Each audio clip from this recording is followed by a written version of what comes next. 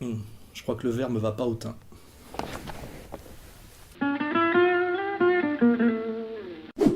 La France ne transigera pas avec la sécurité d'Israël parce qu'Israël, c'est un miracle. Israël, c'est un miracle. Israël, depuis sa création, ce miracle, disais-je.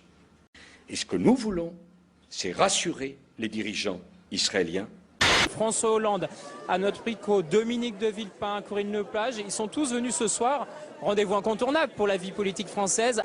Bonsoir Xavier Bertrand. Hervé Mariton, bonsoir, merci d'être avec nous. Et Janet Bougrab, bonsoir, merci d'être avec nous. J'ai avec moi Corinne Lepage, bonsoir. Bonsoir. Mais on a encore beaucoup d'invités. Voilà, Harlem Désir, bonsoir. Bonsoir. Madame Alliot-Marie, c'est un rendez-vous incontournable. Ce dîner, c'est un rendez-vous républicain. Je suis avec Roselyne Bachelot. Bonsoir, Madame la Ministre. Il y a beaucoup de monde ce soir. On imagine pourquoi à 3 mois de la présidentielle.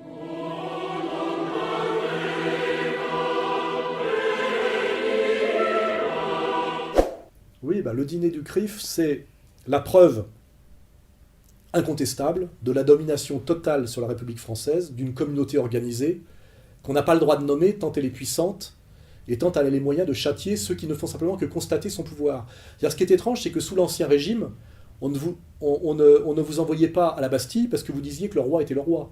Aujourd'hui, on a des gens qui ont les pleins pouvoirs en France, ça se voit et c'est explicite, et qui vous menacent de prison parce que vous dites simplement qu'ils ont les pleins pouvoirs en France. Or, c'est une certitude, c'est vérifié par le dîner du CRIF. Que voit-on au dîner du CRIF? On voit l'intégralité de l'appareil d'État et des corps constitués français venir se prosterner aux pieds de représentants communautaires, relativement d'ailleurs autoproclamés, mais enfin ça c'est autre chose, et qui dictent à la République française quels sont ses desiderata en fonction des intérêts non seulement de cette communauté, mais de son allégeance totale à un pays étranger qui est Israël, l'Israël que soutient notre ami Mélenchon, pays qui contrevient à tous les droits de l'homme, à tous les principes républicains bien sentis, et qui ne correspond pas du tout à nos intérêts objectifs en tant que soutien au Moyen-Orient. Voilà, si je fais référence à la politique gaullienne équilibrée, voilà, qui était une politique intelligente. Voilà. Et ce dîner de soumission de la République française à une communauté toute puissante se permet, dans une chutzpah magnifique, de s'appeler dîner républicain. Ce n'est pas un dîner républicain, c'est un dîner communautaire anti-républicain, puisque la République, je le rappelle, ne reconnaît aucune communauté et prétend bien et décrète dans sa constitution que rien ne doit exister et qu'elle ne reconnaît rien entre l'individu citoyen et l'État. C'est d'ailleurs ce qui fait que la Révolution française a dissous ce qu'on appelait les corps intermédiaires.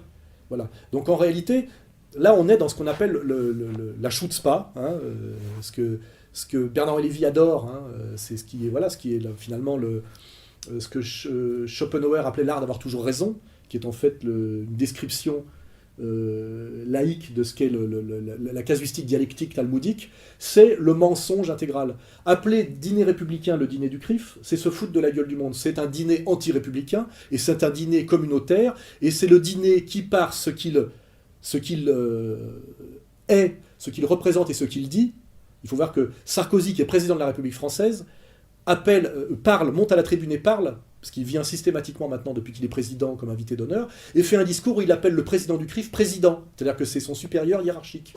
Monsieur le Président, vous avez parlé des printemps arabes. Oui, Monsieur le Président. Et il faut faire, Monsieur le Président, ce qui est le plus difficile, se faire confiance. Voilà, il suffit de regarder les extraits.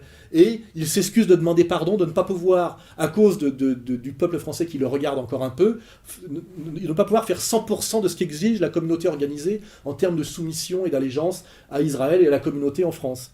En leur disant, vous comprenez, il faut bien que je fasse un peu semblant d'être un républicain et l'élu du peuple français. Excusez-moi si je ne fais pas 100% de ce que vous me demandez. C'est exactement la teneur de son discours, avec une posture de petit garçon devant ses maîtres. Voilà. Et là, on a encore un truc, la cerise sur le gâteau. Si on voit François Hollande, le successeur programmé de Sarkozy, si tout se passe bien, selon l'oligarchie mondialiste, qui a aussi à voir avec cette communauté toute puissante au niveau mondial, on voit Hollande venir, serrer la main à Sarkozy, copain comme cochon, avec Monsieur Prasquier qui est au milieu, qui leur tape sur l'épaule, un peu comme dans les films sur la mafia, vous savez, on a le combat de boxe truqué avec le chef de la mafia qui touche le pognon et les deux boxeurs qui ont bien compris que lequel devait se coucher au 3e round, etc.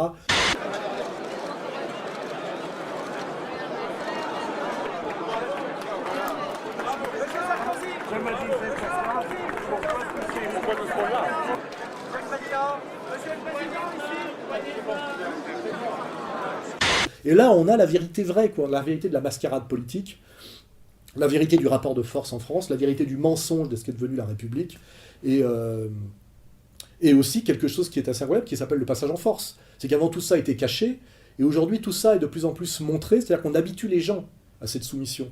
Hein, c'est-à-dire qu'on les habitue effectivement à admettre, puisque maintenant ce dîner du CRIF, où le chef de l'État vient comme invité d'honneur systématiquement, devient un rituel qui passe sur Public Sénat, c'est-à-dire à la télévision.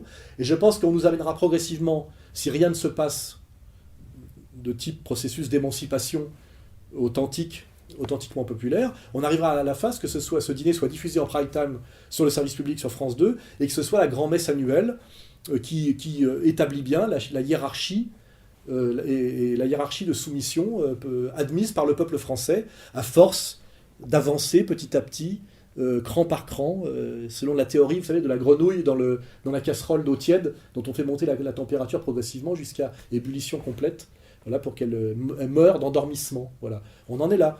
Donc, j'attends toujours d'ailleurs qu'on me porte la contradiction sur ce terrain-là. Le dîner du CRIF est un scandale républicain. Alors je sais d'ailleurs que celui qui l'a dit, c'est Zemmour. Hein.